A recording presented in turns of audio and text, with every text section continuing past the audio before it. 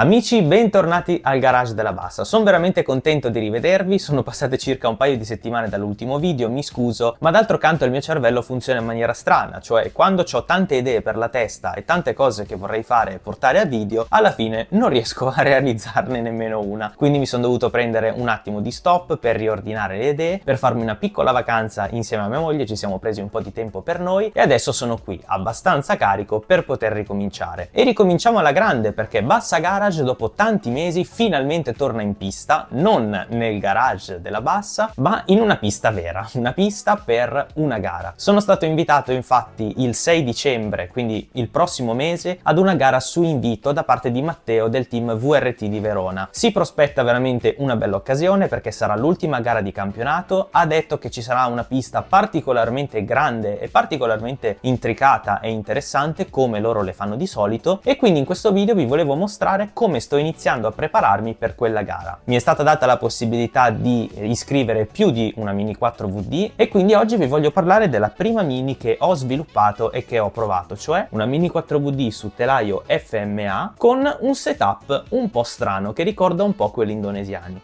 Vi dico fin da subito che non si tratterà di uno di quei classici video che faccio di solito dove prima parliamo della Mini 4VD e poi vi porto giù insieme a me in pista per farvi vedere come funziona, perché io delle prove le ho già fatte, le ho già registrate, quindi vi farò vedere nel corso del video come si è comportata in queste prove. Nel frattempo ci sarà anche una mia piccola narrazione di fondo. Ma prima di cominciare, come di consueto, ci tengo a ringraziare Leonardo Vallone e Simone Ganci per aver deciso di abbonarsi al canale e diventare quindi dei fan della Bassa. Grazie mille per star sostenendo questo progetto, ringrazio anche tutti coloro che l'hanno già fatto e che stanno proseguendo nel tempo, quindi stanno rinnovando questo abbonamento con il passare dei mesi perché state veramente sostenendo e dandomi una mano per poter continuare a portare dei nuovi contenuti. Se ancora non l'avete fatto, qua sotto c'è il tasto abbonati, vi spiegherà esattamente tutto quello che c'è da fare, il prezzo che è veramente minimo e tutti i benefici che otterrete. Ma ce n'è uno che manca al momento, che penso che dovrò aggiungere probabilmente prima della pubblicazione di questo video, perché un paio di video fa, come saprete probabilmente, avevo detto che raggiunti 10 abbonati, adesso siamo 11, raggiunti 10 abbonati avrei voluto aggiungere un beneficio a questo livello per permetterci di avvicinarci di più gli uni agli altri ed è per questo motivo che ho creato il gruppo Telegram Fan della Bassa, quindi il gruppo Telegram riservato a tutti coloro che decideranno di sostenere questo canale abbonandosi. Non sto adesso a dirvi di cosa si parlerà all'interno di questo gruppo, quali saranno le regole, come fare a entrare, a mandare la richiesta per far parte di questo gruppo. Vi dico solo che in contemporanea a questo video ne uscirà un altro riservato agli abbonati con tutte le istruzioni, quindi dopo aver visto questo potete andare a vedere quello e se vi sarete abbonati ovviamente potrete entrare a far parte anche voi di questo gruppo. Il prezzo non cambia assolutamente, quindi il prezzo sarà sempre quello e i livelli saranno sempre e solo quelli, cioè 1, fan della Bassa. Ma cominciamo adesso a parlare finalmente di questo setup su telaio FMA. Come vi dicevo all'inizio è un setup che ricorda molto di più lo stile di corsa che si utilizza di solito in Indonesia. Per quale motivo dico questo? Per la larghezza dei roller. Infatti vi faccio vedere innanzitutto l'anteriore. Come vedete l'anteriore ha i roller, anzi le clessidre da 13 montate sui fori di solito riservati ai roller da 19 mm, mentre sul posteriore, sempre nei fori riservati per i roller da 19 mm, ci sono montati i roller teflonati da 17 mm. Questo porta la Mini quindi non solo a essere tutta più stretta rispetto alla dimensione standard di solito che si utilizza con i roller, ma ad avere l'anteriore più stretto rispetto al posteriore. Perché ho fatto questo? Perché come avrete visto sicuramente nel video in cui ho sistemato l'Avante Mark III nero, l'Advanced Pack, di cui non ero rimasto tanto soddisfatto, fare questo tipo di modifica aumenta di molto la stabilità sui salti, anche quelli più difficili.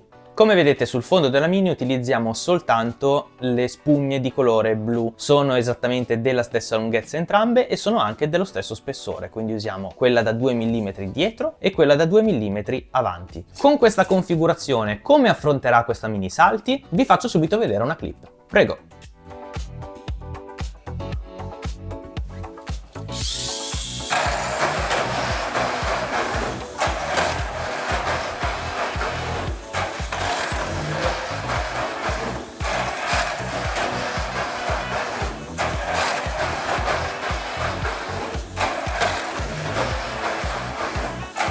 Bene, come avete visto i salti non sono assolutamente un problema, la Mini li affronta in tutta tranquillità. Anzi, vi posso dire una cosa, voi parte di queste prove ovviamente non le state vedendo, perché io i tentativi non li ho fatti soltanto con questa combinazione di freni, ma ho provato diverse combinazioni di freni e vi posso assicurare che fin dall'inizio delle prove fino alla fine questa Mini non è mai uscita al salto. Neanche una volta. Quindi io mi sento abbastanza tranquillo nel dire che questa Mini dovrebbe comportarsi quantomeno bene anche sulla pista del Team VRT di Verona. Almeno per quanto riguarda i salti, ovviamente, metto le mani avanti. Come potete vedere, come scelta degli ingranaggi ho utilizzato gli ingranaggi da 5-1. Perché? Perché sostanzialmente vedo che funzionano bene e li voglio anche provare. Sono un po' curioso di sapere come funzionano questi ingranaggi da 5-1, li vedo utilizzare davvero tanto spesso nei video che guardo provenienti dall'Indonesia. Penso che se loro riescono a saltare così tanto dritti e così tanto bene, forse qualcosa da imparare o forse qualcosa da provare da loro c'è. Quindi proverò questa configurazione così con il 5-1, vedremo come si comporterà, ma su questa pista, almeno sui salti, si è comportato davvero bene.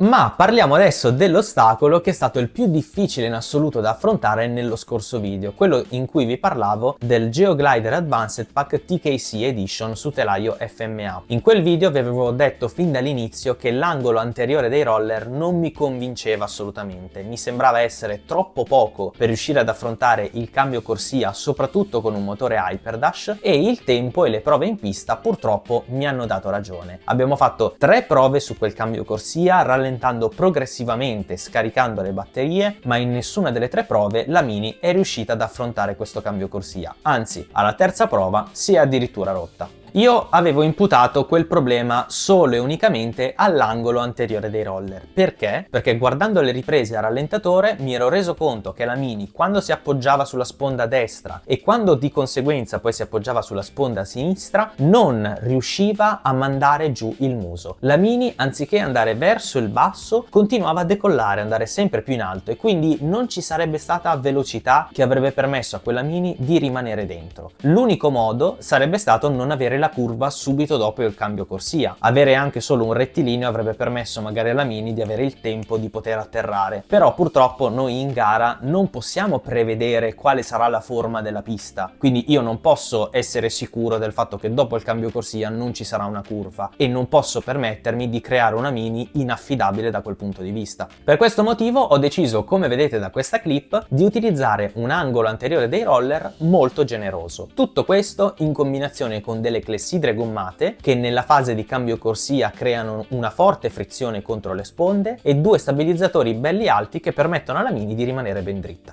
Con questo tipo di setup, come l'ha affrontato il cambio corsia? Lo vediamo subito.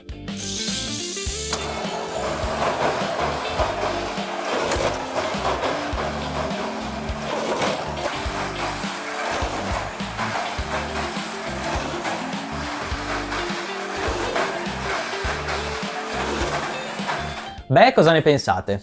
Io sono veramente soddisfatto del risultato, voi? Fatemelo sapere qui sotto nei commenti, ovviamente, ma guardiamo a rallentatore queste clip. Come possiamo vedere, infatti, la Mini ha un comportamento molto diverso rispetto a quella dello scorso video. Quando affronta il cambio corsia, sia in ingresso che in uscita, c'è una forza che spinge il muso della Mini verso il basso. Lo fa in maniera molto potente e quindi la Mini riesce a mantenere la corsia, a non alzarsi troppo dalla pista, così da essere pronta ad affrontare qualsiasi ostacolo ci sarà subito dopo questo cambio corsia, che sia un salto o, come nel caso che state vedendo, che sia una curva dal lato opposto a quella di uscita del cambio corsia. Ovviamente ci tengo a precisare che queste non sono tutte le prove che ho fatto, ne ho fatte altre prima e ne ho fatte altre dopo. Per motivi di tempo non posso mettervele tutte perché sennò sto video diventerebbe infinito, ma quello di cui vi posso assicurare è che questa Mini in tutto il pomeriggio, quindi incluse sia le prove coi salti che le prove sul cambio corsia, non è mai uscita di pista neanche una volta.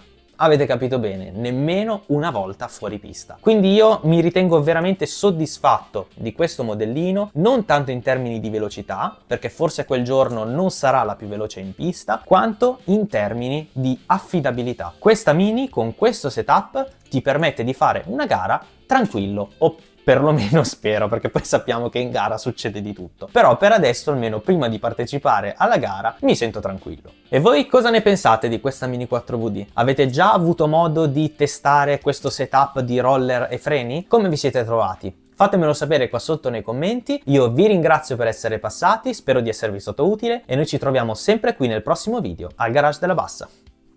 Ciao!